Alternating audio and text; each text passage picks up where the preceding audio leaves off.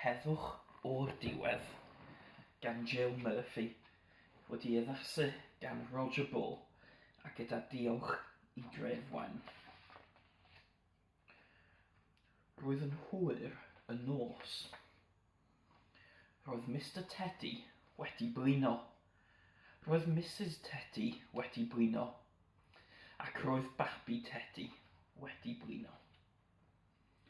Felly, aethon nhw I gyd i'r gwely.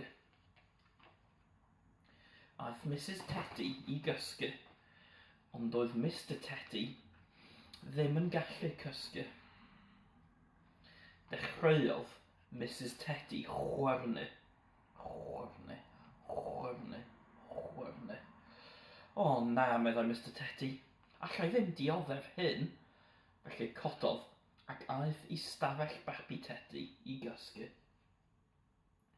Doedd babi Teddy ddim yn cysgu chwaith. Roedd yn gorwedd yn y gwely yn esgus bod yn aweren. Niaw, meddai babi Teddy. Niaw.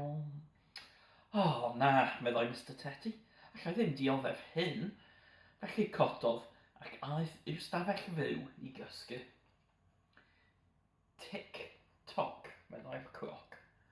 Tic-toc, tic-toc, cwcw. Oh na, meddai Mr Teddy, allai ddim dioddef hyn. Felly aeth i'r gegin I gysgu. Drip, drip. Diferai tap y gegin. Hymiau'r cwpl threw. Oh na, meddai Mr Teddy, allai ddim dioddef hyn. Felly cododd ac aeth allan i'r ardd I gysgu. Chwiliech chi fyth y fath stŵr sydd i'w glywed mewn gardd lliw nos. Twit-tww, meddai'r goody hw. Sniff, sniff, sniff, meddai'r dreinog. Mew, mewiau'r cathod ar y waw. Oh na, meddai Mr Teddy, allai ddim dioddef hyn. Felly aeth draw i'r car I gysgu. Roedd y car yn oer ac yn anghysurus, ond roedd Mr Teddy mor flinedig fel na sylwodd o gwbl ar hyn. Roedd ar fin mynd I gysgu pan dechreuodd yr holl adar drodar ac edrychodd yr haul I mewn trwy'r ffenest. Twit, twit, canai'r adar. Tywynu, na'r haul. Oh na, meddai Mr Teddy, allai ddim dioddef hyn. Felly cododd ac aeth yn ôl i'r tŷ.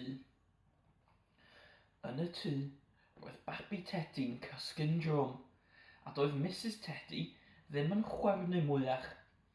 Dringodd Mr Teddy i'r gwely a chaeodd ei lygaid.